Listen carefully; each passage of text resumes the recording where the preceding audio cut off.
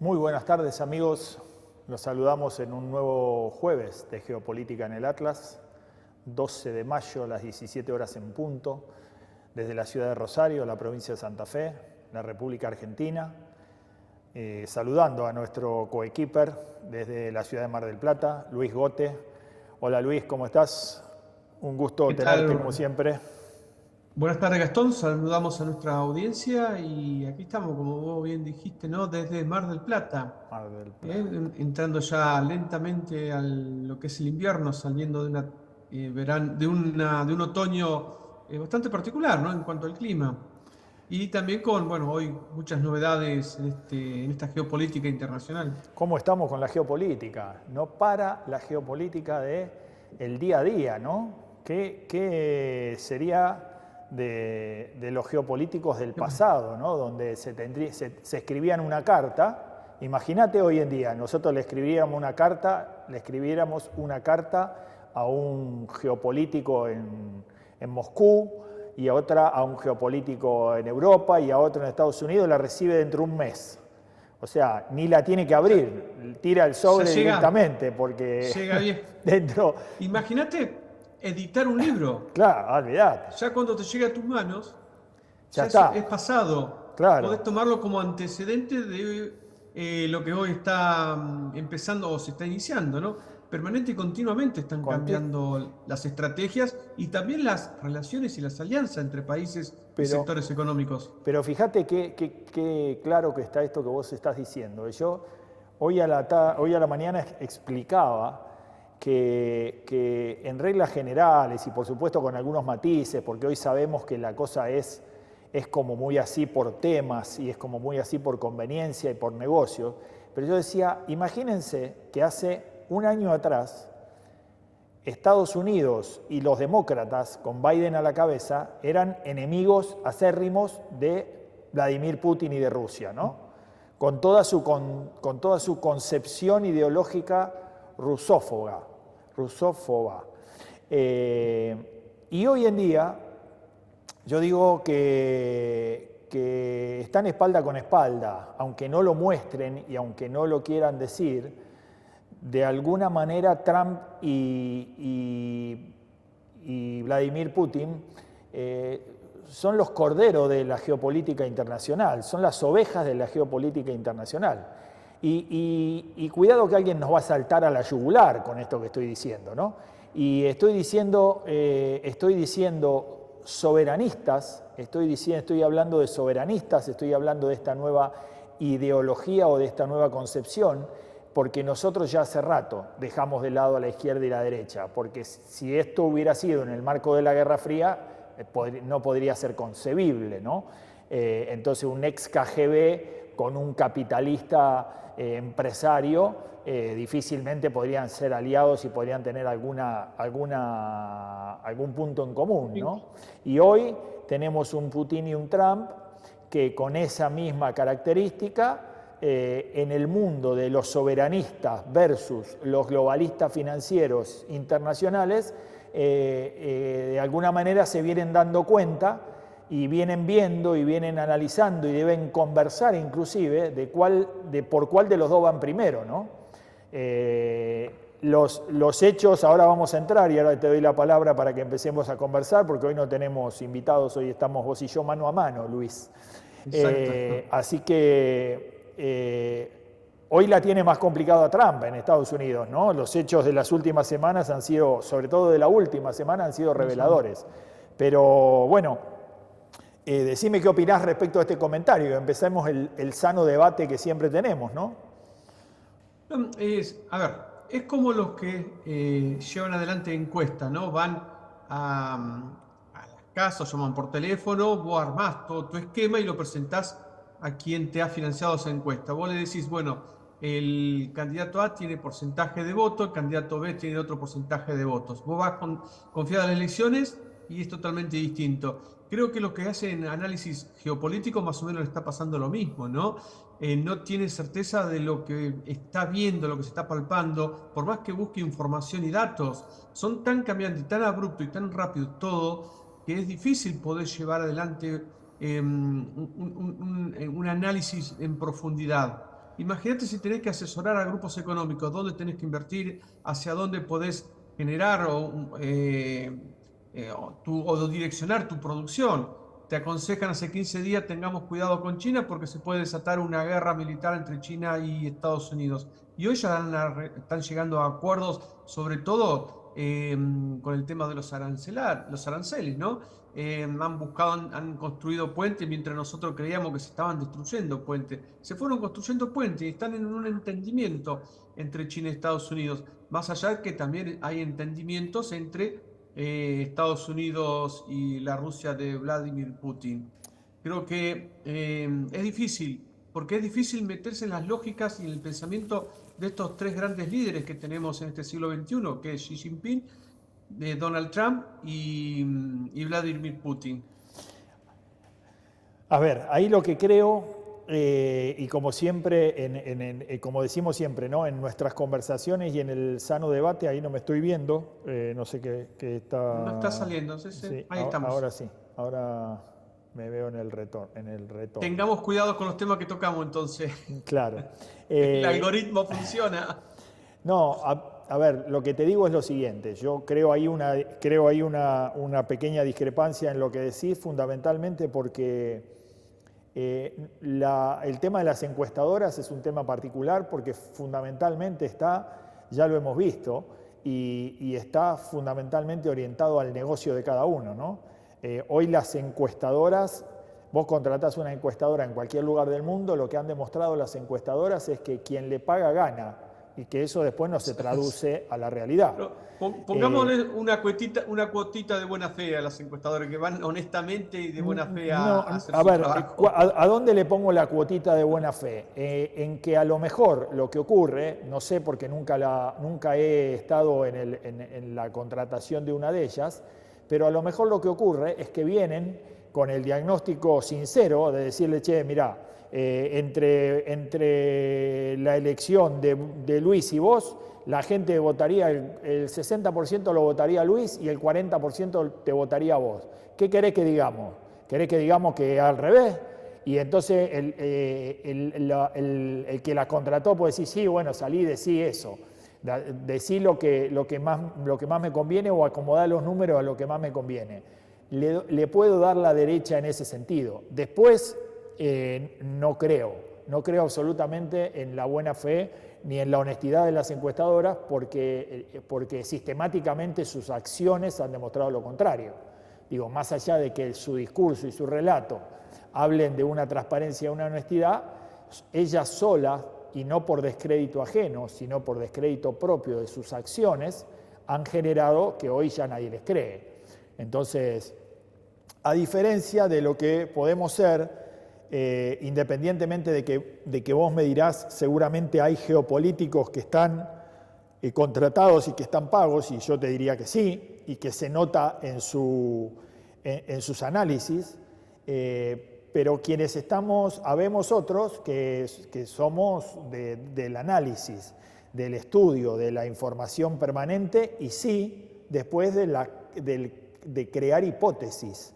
¿Qué es lo que hacemos los bien intencionados? Bueno, hacemos como en realidad la geopolítica, a diferencia de la política convencional, tiene un alto porcentaje de lo que va a pasar y no de lo que ya pasó.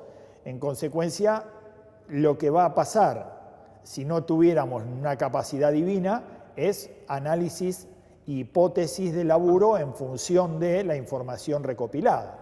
En consecuencia, por supuesto que nos podemos equivocar, porque inclusive los intereses, como venimos diciendo, que es lo central que cambió en la geopolítica, que las alianzas y los aliados no son ideológicos, dejaron de ser ideológicos y se convirtieron en aliados por intereses, en aliados por proyectos, en aliados por negocio. En consecuencia, no hay ningún problema en que hoy estén de acuerdo el personaje A con el B en un tema y que mañana estén en desacuerdo absolutamente y en las antípodas en otro tema que no tiene nada que ver con este.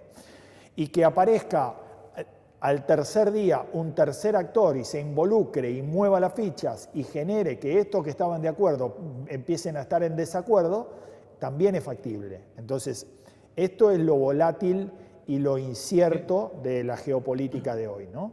Es esto. Uno en el pasado, y la historia nos muestra, que uno tenía a los personajes y a los líderes políticos encasillados por ideología.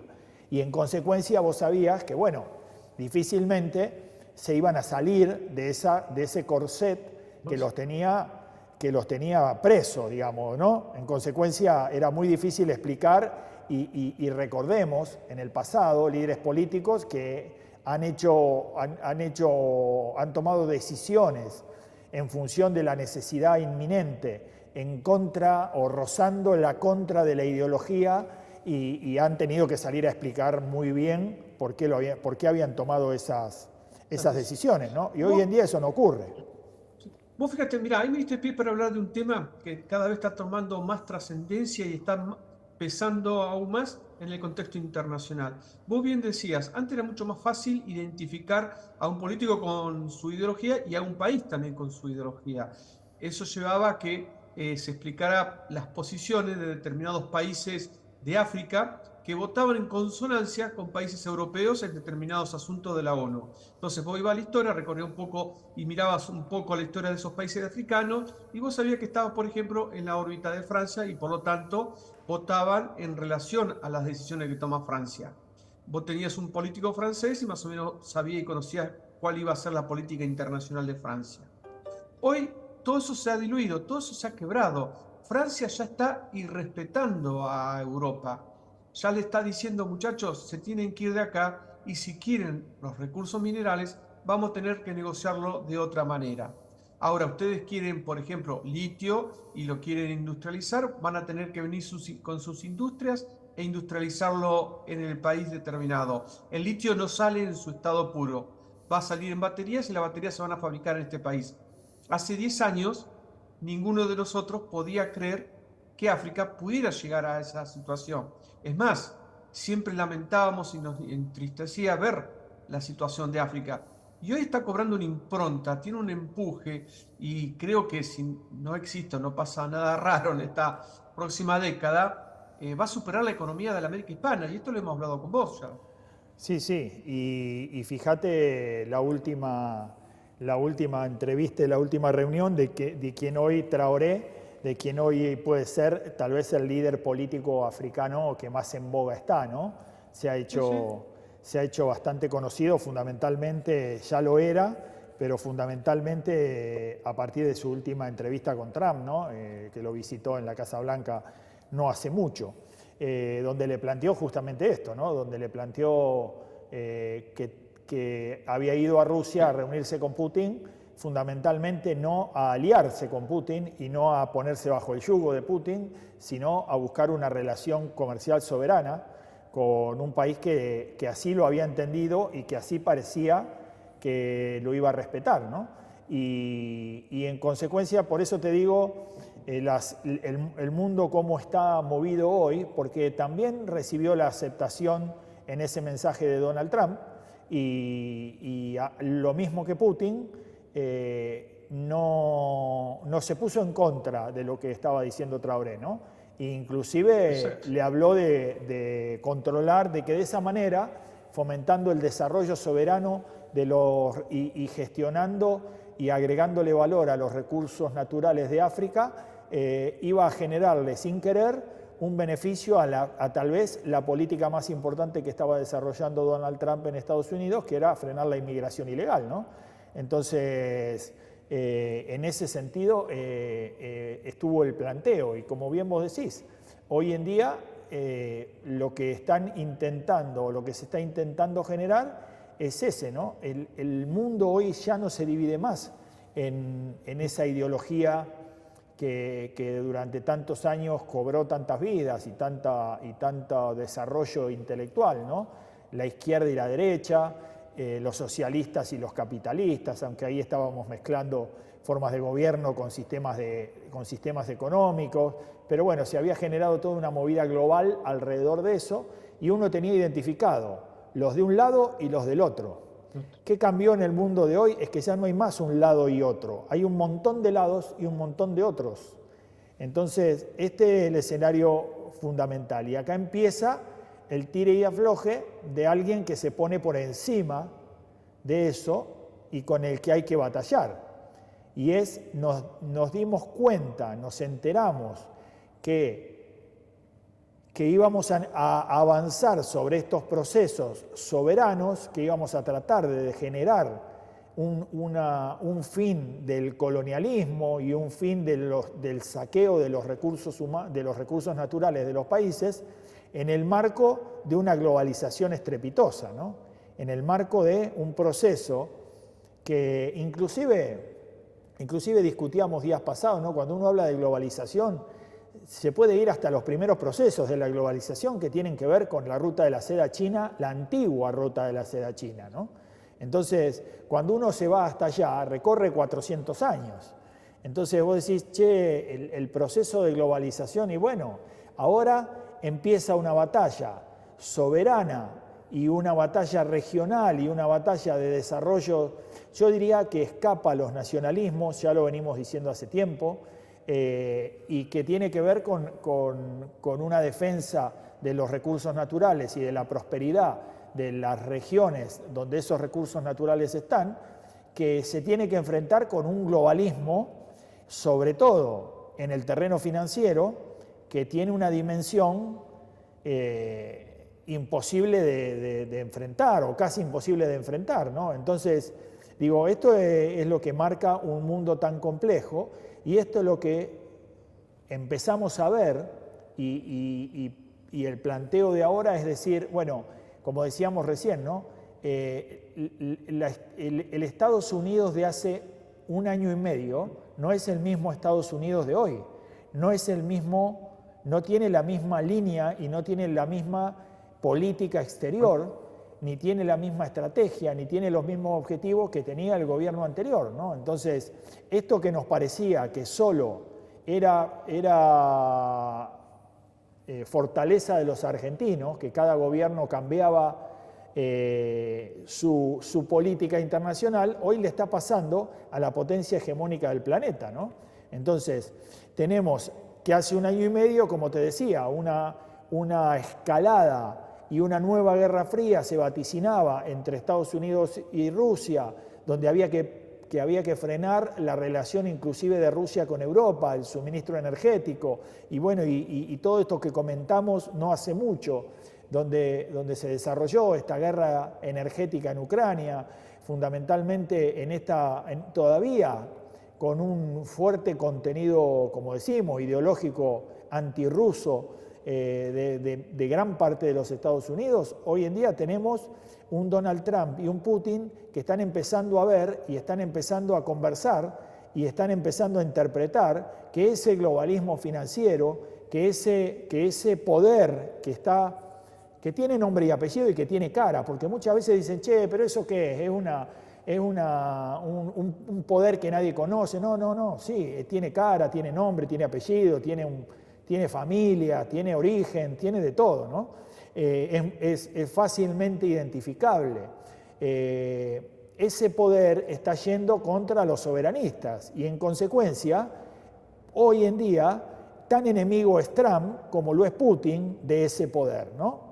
Entonces, esto es lo que estamos viendo esta semana pasada en Estados Unidos, definitivamente es un ataque contra Donald Trump, que viene orientado no solamente desde la oposición, no solamente de los demócratas que fogonean esto y que hay que ser buen entendedor o hay que leer rápido, no hay que ser demasiado inteligente, no hay que ser demasiado investigador para darse cuenta que esto erosiona y explota en Los Ángeles, California, donde el gobernador de California es quien ostenta el liderazgo de los demócratas.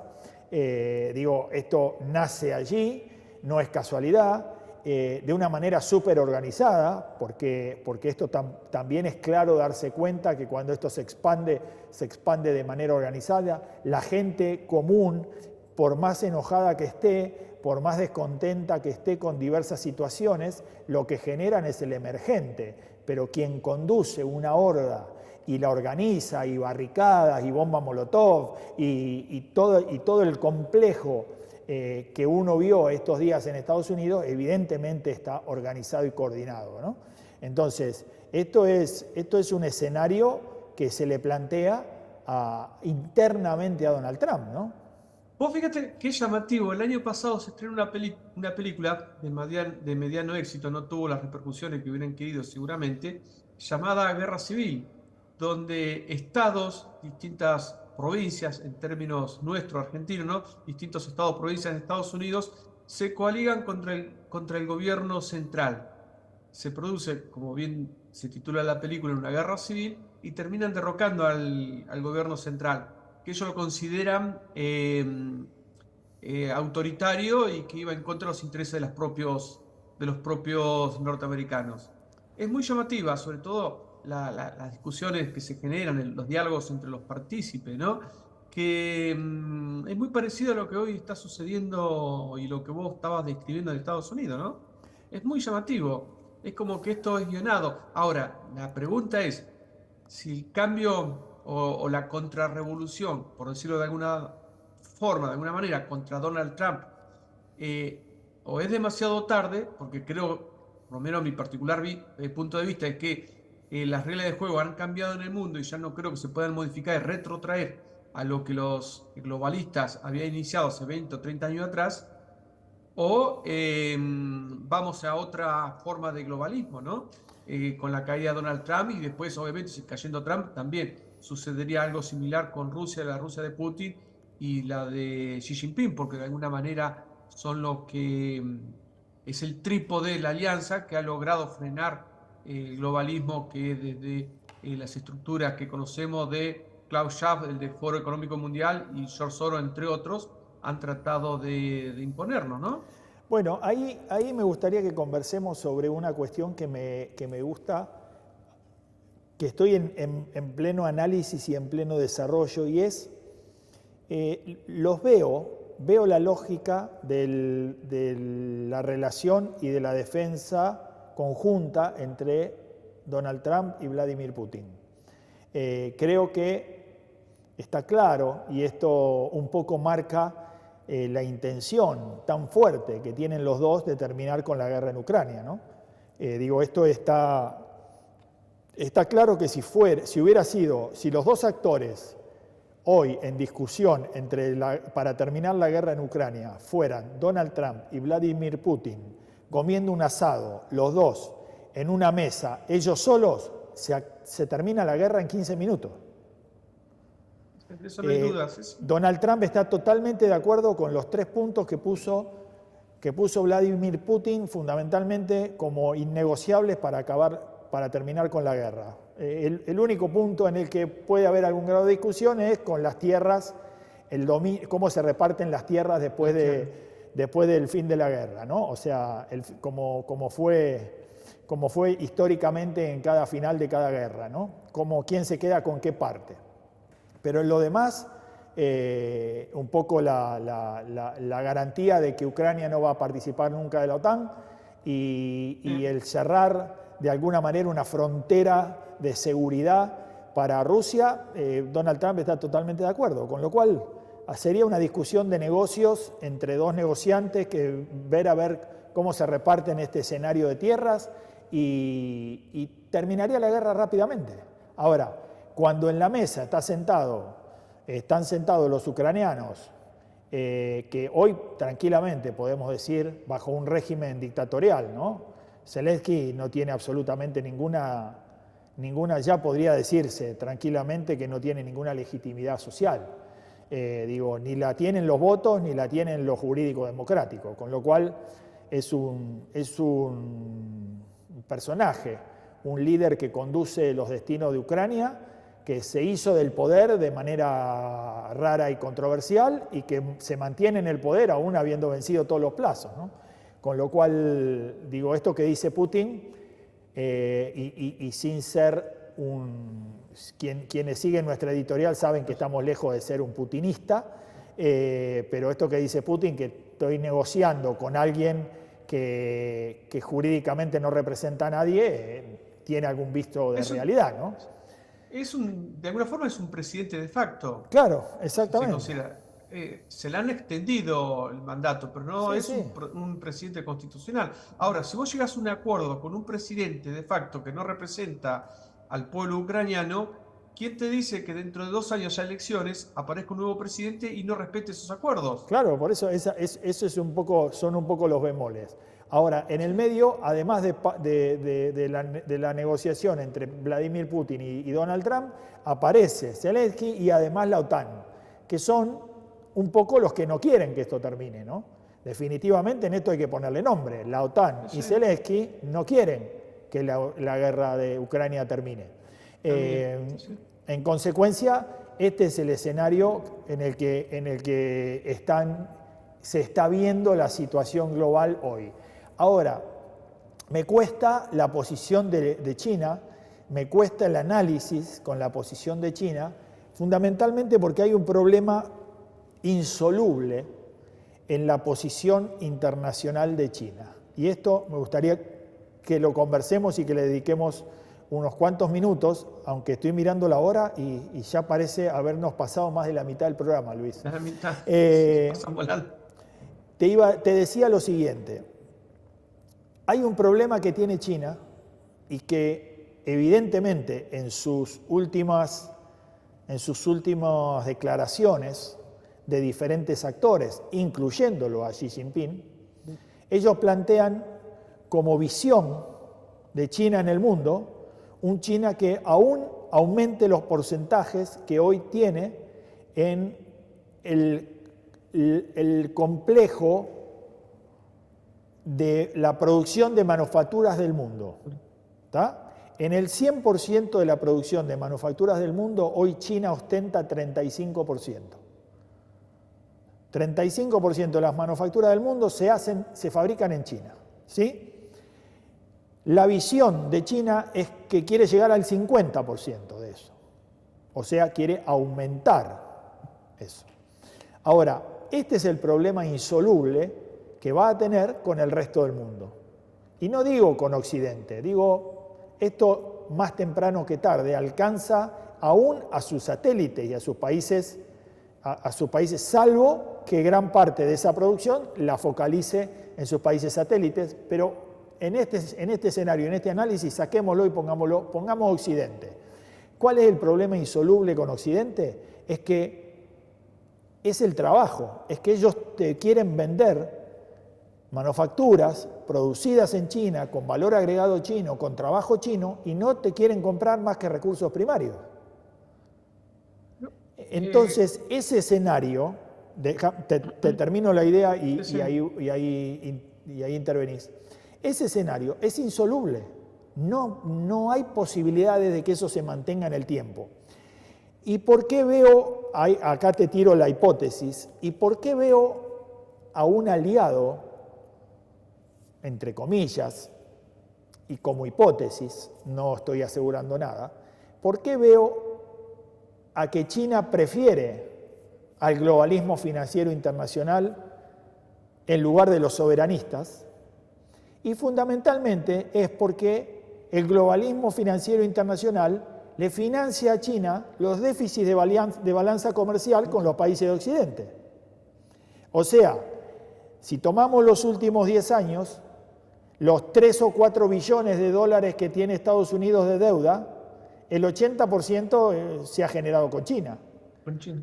En consecuencia, ¿quién financia eso? ¿O quién viene financiando eso? El globalismo financiero internacional, con la gran deuda que hoy ostenta Estados Unidos. Entonces, ¿a quién preferiría China en un escenario estratégico como el que estamos planteando, como el que ellos están diciendo? Me están llamando los chinos para decirme que... bajar. Mis amigos los chinos, los quiero mucho y los respeto mucho además, y trabajo con ellos y espero seguir haciéndolo. Pero tienen que entender esto, tienen que entender que tenemos que ir a un equilibrio. Y en consecuencia, digo, en este escenario en el que ellos plantean, es mucho más cómodo para ellos el globalismo financiero internacional, que siga valga la redundancia, financiando los desequilibrios de balanza comercial que ellos producen, que los soberanistas que le dicen, pará, no, esto no puede ser más, esto no hay manera de que lo mantengamos en el tiempo. Gastón, yo creo que acá primero debemos hacer una pregunta y tratar de encontrar esa respuesta. Una pregunta que nadie se la ha formulado, por lo menos no he escuchado a nadie que lo haya hecho, por lo menos en castellano, ¿no? China, ¿quiere ser socio de Occidente o quiere conducir Occidente? La respuesta que nos demos va a determinar cuáles debieran ser nuestras expectativas con respecto a China y nuestra estrategia también, en el caso de que si creemos que China va con ese objetivo de conducir Occidente. Es decir, hacer Déjame lo que que hizo te Inglaterra en su repregunte. momento. Déjame que te repregunte. ¿Vos le crees a lo que China dice, al relato, o le crees a las acciones? Y ahí No, le está la creo a lo que respuesta. viene. Ahí está la Le respuesta. creo obviamente a las decisiones que está tomando Xi Jinping Bueno, y su grupo de asesores. Vos fíjate que vos decís el tema de las manufacturas de China, pero China lo que está viendo es que tiene una América hispana empobrecida, que obviamente si tiene que elegir entre la producción, por ejemplo, de manufactura argentino o China que viene más barato, el argentino va a producir lo que históricamente siempre ha hecho, la manufactura más barata, que en este caso es China. Ve una Europa que se está empobreciendo. Este es otro tema que nadie está tratando ni hablando. Europa, con el tema de los recursos energéticos, ahora que no llegan desde Rusia, sumado a que perdió sus colonias africanas, donde ya desde Ruanda, los países del Sahel, y otros países más africanos están diciendo, señores, nuestros recursos quedan en África. Si ustedes los quieren, lo van a manufacturar acá. Un recurso manufacturado en África y llevado a Europa va a costar mucho más. Dada la situación económica real de Europa, va a empobrecer aún más a su comunidad, a su sociedad, teniendo en cuenta que los dirigentes de la OTAN como de la Unión Europea quieren volcar más recursos para la industria armamentística, lo que implica menos recursos para la parte social, va a llevar a una Europa en una situación social muy parecida quizás a lo que estamos viendo en Estados Unidos, de confrontación y enfrentamiento, lo que implica mayor empobrecimiento. Y esto va a permitir que la industria manufacturera china se quede con todo el mercado interno europeo. bueno, pero eso que vos estás diciendo, eso no va a traer absolutamente ninguna prosperidad a los europeos. Obviamente que no. Pero tampoco se la va a traer a China, porque hay un desequilibrio en la economía. Vos sabés que la economía como una ciencia social, o sea, tiene dos aristas, ¿no? Como una ciencia aritmética o matemática, uno puede convertirla o querer convertirla en medio dura, pero cuando uno da vuelta a la moneda y se da cuenta que es una ciencia social también, porque afecta a las relaciones humanas, porque es la economía estúpido, dijo, ¿no?, un presidente de los Estados Unidos. En consecuencia, no es solamente una matriz estructural, es una cuestión... Pero, discúlpame, sí, esto perfectamente ya lo había analizado el general Juan Domingo Perón, cuando él dice que la economía debe estar relacionada con la política y determinada por la política, Es que porque está de hecho. el peronismo Es que está lo de ve como un hecho, es aspecto social en la inevitable. economía. Claro, pero que es inevitable. Entonces, lo que digo es, si vos bajás en una región a sacarle los recursos naturales, te los llevás, los transformás y los producís y después le volvés a esa región a traer el producto terminado y vendérselo, primero decime cuál es la diferencia con el Imperio Británico. Y segundo, Ninguna. Con lo que el Imperio Británico le propugnó a la misma China en el siglo XVIII, ¿no? O sea, con la guerra del opio. Entonces, ¿cuál es la diferencia de hoy? Y lo segundo es, finalmente van los chinos, que históricamente vienen de un proceso milenario, los chinos van a terminar en el mismo lugar que termina el Imperio Británico, en un fracaso. ¿Por qué? Porque rompes el mercado de la capacidad de consumo del mercado al que estás yendo. Porque si el mercado en el que vos estás yendo con tu producto terminado no trabaja y no produce riqueza, ese mercado no consume. Entonces, por más que vos le traigas tu producto, no hay a quien vendérselo. Esto lo decía Henry Ford, ¿no? Pero te lo financian con deuda, Sí, bueno, pero Tom. se acabó. No es elástica. Ah, no, O ya se no. volvió inelástica. O sea, tomemos Estados Unidos y tomemos Argentina. ¿Qué capacidad más de deuda tienen esos dos mercados? Sí, sí. Ninguna. Entonces es lo que un poco de alguna manera está diciendo Trump y de alguna manera está diciendo la realidad, no solamente Trump. Y si mañana lo sacan a Trump y ponen a Luis Gote, aunque Luis Gote esté en las antípodas de esa ideología, de alguna manera tenés que frenar semejante déficit de balanza comercial cuando en el mundo además te están diciendo, che, mirá que tu deuda ya no me interesa, es demasiado grande. Entonces, ¿qué es lo que de alguna manera le están diciendo los japoneses? ¿No? Che, pará, ya te compramos, ya tenemos entre China y vos. Sí, no, está bien, pero China te vende. China hace negocio con vos. China te vende el trabajo chino, pero nosotros compramos financieramente tu deuda a cambio de casi nada. Entonces, viste, ya la deuda, la deuda japonesa es más rentable que la estadounidense. Entonces, esto, como te digo, llega un momento que se podrá seguir estirando un poco más esta gran estafa y que ahora, ¿por dónde van? ¿Cuál es el futuro del globalismo? Y van por lo que tiene la gente en los bolsillos. O sea, ya no hay más alternativa. Entonces, van a un gran saqueo social de lo que queda, en pos de seguir estirando esta gran estafa financiera que ha sido estas deudas monstruosas que han generado, ¿no? Ahora, ¿cómo se baraja y se da de nuevo en esto? Claro, vos lo dijiste, esto no es inelástico, no es permanente, eterno, en algún momento se tiene que cortar y creo que hoy estamos más cerca de ese corte.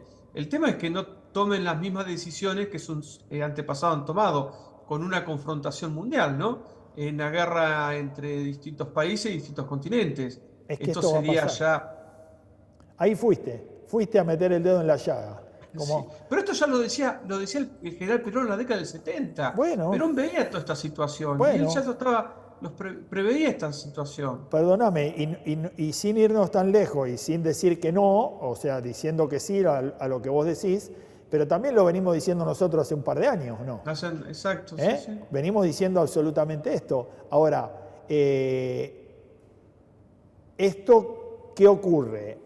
Y es lo que vos decís, está empezando a ver y está empezando a entender un Xi Jinping que acordar con Estados Unidos parecería que termina siendo lo más recomendable. Acordar con Trump, no con Estados Unidos. Acordar con Trump, ¿no?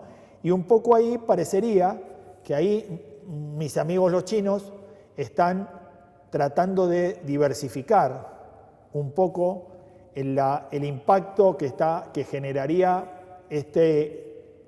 ir a buscar un equilibrio en la balanza comercial con Estados Unidos. Recordemos que es 3-1, recordemos que sobre un intercambio bilateral de 500.000 millones de dólares, casi 150.000 vende Estados Unidos a China y 350.000 le vende China a Estados Unidos. O sea, hay 200.000 millones de dólares anuales de déficit, ¿no? Entonces, ¿qué está analizando China de alguna manera y viendo a ver si lo más conveniente termina siendo buscar un equilibrio en la relación comercial entre Estados Unidos y China? Bueno, por un lado promoviendo el consumo interno, y esto es una de las acciones que está planteando el gobierno chino, es promover el consumo interno, y por otro lado diversificar mercados. Y por eso uno lo ve con una presencia tan fuerte en Latinoamérica en estos últimos tiempos, ¿no? En Latinoamérica, y por eso también el análisis es que hay un fuerte contenido en ese sentido chino para acabar los conflictos bélicos, ¿no? Fundamentalmente porque eso permitiría el avance en la ruta de la seda y permitiría la normalización del intercambio comercial global y retomar las rutas marítimas nuevamente con normalidad, ¿no? En consecuencia, esta es la gran batalla. Ahora, me parece, y con esto nos acercamos ya a ir buscando el final del programa, me parece que el escenario muta. ¿Te acordás que hace unos meses, el año pasado, te decía y hacíamos el análisis de a dónde se muda la guerra de Ucrania cuando se mude? Y te acordás que decíamos, cuidado con Sudamérica. Bueno, sí. Evidentemente Sudamérica pasó a un segundo plano y para mí, y esto te lo tiro para que lo analicemos, para mí la guerra de Ucrania se mudó a los Estados Unidos. Y esto es el gran desafío en el que acorralan a Trump, fundamentalmente por unas próximas elecciones de medio término, donde si Trump pierde la mayoría en el Congreso van por el impeachment, fundamentalmente porque está haciendo cosas, está accionando con manotazos de ahogado que pueden, estar en contra del sistema político y jurídico de los Estados Unidos y que el día de mañana lo pueden llevar a que configure o a que se configure las bases para un juicio político, ¿no? Entonces, ese es uno de los escenarios, las próximas elecciones de medio término, y después el conflicto social, que es el que ya le han instalado y para el que él tomó la decisión que difícilmente la hubiera tomado un político de raza, que es, movió los Marines, movió 4.000 Marines a Los Ángeles. Hoy hay más Marines en Los Ángeles que en Irak o en Afganistán. Mirá, mientras te escuchaba estaba razonado y pensaba, ¿no? Recién decíamos que hay una crisis económica, financiera, que no es inelástica, que las decisiones que se vienen tomando no se pueden extender por más tiempo y que quizás, bueno, en otros tiempos para detener esto se iba a una guerra que, vos bien lo dijiste hace un ratito, Donald Trump quiere evitar, al igual que Xi Jinping y Putin, porque ellos saben de las consecuencias de una confrontación a nivel internacional y más si se utiliza armamento nuclear. Pero me preguntaba, cuando te escuchaba, ¿el poder político tiene intenciones y voluntad de buscar maneras distintas para solucionar este problema, para salir de este laberinto sin ir a una confrontación? Ahora, el poder económico o ese estado profundo del que muchas veces hemos hablado, ¿comparte estas ideas, estas reflexiones o estas propuestas que puede generar el poder político, esta estrategia? ¿O seguirá con su misma estrategia de hace siglos, de ir a una confrontación? No, está en la vereda de enfrente. Está en la vereda de enfrente claramente. Claro, la impresión que me da que estos grupos quieren ir a una confrontación. Sin duda. Porque ellos creen que ni China ni Rusia se le van a animar. Van a hacer lo que ellos dicen, es decir, lanzar cabezas nucleares por toda Europa y Estados Unidos. No, ellos creen que pueden ir, presentarse y avasallar con todo. A ver, pero hoy es una lógica distinta. Lo que están claros, creo que están claros hasta ahora, es que por más inestable y por más complejo que esté el escenario global hoy en día, me parece que han apostado una ficha a que el escenario bélico nuclear es difícilmente pensable. Yo creo que a ninguno de los dos, ni a Putin ni a Xi Jinping mucho menos que a Putin, pero creo que inclusive esto lo ha demostrado los últimos días, donde uno a veces piensa que Putin es un zar en Rusia y como atrás de todo, inclusive como atrás de todo zar en la historia y como atrás de los reyes inclusive y de las monarquías, donde uno visualiza al monarca o al zar con un poder absoluto, casi divino, aún atrás de ellos ha existido el poder que ha sido el que los ha derrocado, digamos, ¿no? Sí. Porque han caído las monarquías y han caído los zares, porque bueno, ha habido un poder detrás que por una u otra razón, o el emergente que haya sido, los ha derrocado. En consecuencia, digo, este escenario es totalmente factible. Creo que lo que descuenta este estado profundo del que vos hablás, que algunos otros llamamos globalismo financiero y que algunos otros llaman de diferente manera, es que no es factible una escalada nuclear. Y en el marco de no ser factible una escalada nuclear que generaría la autodestrucción de la especie, incluyéndolos a ellos, todo el escenario que queda le es funcional y le es negocio. Porque extienden la guerra en Ucrania, porque amplían el conflicto fronterizo, porque llevan la guerra a Medio Oriente, porque Israel ataca a Irán, porque posiblemente el día de mañana haya una escalada en el mar de China y en consecuencia todo ese sistema financiero que financia, valga la redundancia, al complejo militar es el negocio de ellos. Vos fíjate, hay un hecho que pasó casi desapercibido hace un par de semanas, ¿no? Hace alrededor de 40, 50 días, el comandante de las fuerzas norteamericanas en África, el general Langley, había dicho que Ibrahim Traoré, el presidente de Burkina Faso, estaba desviando dinero de la economía burkinesa para financiar una mano de obra protectora a su persona, ¿no? Financiar una agencia de agentes que protegieran su integridad, su vida sí. y de los colaboradores. La semana pasada, Langley tuvo que renunciar a su cargo. Y Donald Trump salió a decir que Burkina Faso era buena amiga de Estados Unidos. Lo que lleva a que hay una suerte de protección también de Estados Unidos hacia Burkina Faso, donde seguramente muchos operadores de las industrias armamentísticas ahora ven la imposibilidad de poder introducir y de poder generar conflictos en Burkina Faso. Pero porque esto es la interna ¿Entendés? que está teniendo Trump en Estados Unidos. Fíjate que también dijo Trump la semana pasada, o hace unos días más, que el último ataque de inteligencia ucraniana a Rusia, que derivó en el ataque que conocemos, que eliminó Aviones. algunos puntos estratégicos en lo profundo de Rusia, él lo desconocía. Él se manifestó públicamente que él desconocía eso.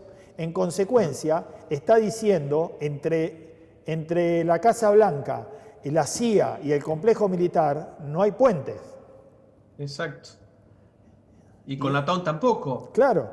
Y esto es, fíjate lo que vos estás relatando perfectamente de lo que pasó en Burkina Faso, fundamentalmente marca la distancia entre Trump y el complejo militar. Entonces, digo, esta es la gran batalla que se mudó a los Estados Unidos. Y se mudó a los Estados Unidos fundamentalmente porque quien está garantizando el avanzar hacia una paz soberana es más Trump que Putin. O sea, hoy es más enemigo de ese complejo militar y de todo ese globalismo financiero internacional, es tan o más enemigo Donald Trump que Vladimir Putin. Exacto. Y en consecuencia, acá la grandeza de los dos líderes, incluyéndolo a Xi Jinping, va a estar en que, y esto lo mostró de alguna manera, y no quiero anticiparme, la reunión en Suiza entre los delegados de Estados Unidos y los delegados de China, que encontraron un borrador que está sometido en estos días en Washington a ver si Trump lo acepta y también en el partido chino a ver si Xi Jinping lo acepta, en un acuerdo del que vos hablabas, ¿no? Se tendieron puentes y esto es una demostración de que por encima de la guerra de aranceles están viendo algo que va más arriba, ¿no? En consecuencia, este escenario es el que está dado en el mundo de hoy, ¿no? ¿Cómo ha cambiado? ¿Cómo se ha movido? Mira, que de las tres líderes más importantes del planeta, el que está en una situación de más debilidad es Donald Trump. Sin lugar a dudas. Y que esto nunca se ha visto, por lo menos en la historia de Occidente de los últimos 200 años, ¿no? Un estado de debilidad de un gobierno norteamericano, porque siempre ha mostrado fuerza hacia el exterior. Hoy ha consolidado su posición tanto Putin como Xi Jinping. Pero también es cierto que hay algo en común que tiene Xi Jinping con Putin, que de alguna manera han eliminado ese estado profundo. Desde que asume a la presidencia de China, casi 4.950.000 dirigentes o empleados de la estructura política de China han sido detenidos por diferentes causas, desde corrupción, desde tener relaciones no convenientes con empresas y fundaciones internacionales. Y en Rusia, bueno, sabemos lo que ha sucedido, ¿no? Dirigentes que se han caído de un 12º piso de manera distraída o que se ahogaron de manera extraña.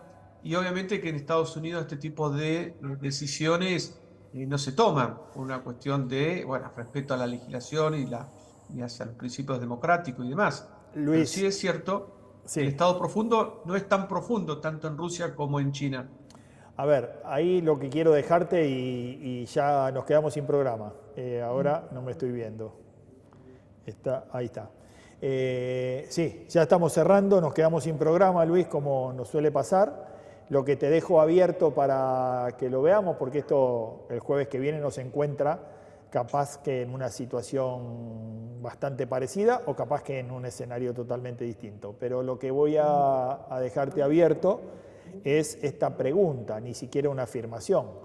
El último ataque ucraniano en Rusia muestra que también Putin tiene enemigos adentro y que también hay un poder adentro de Rusia que por lo menos en esta ocasión se le escapó.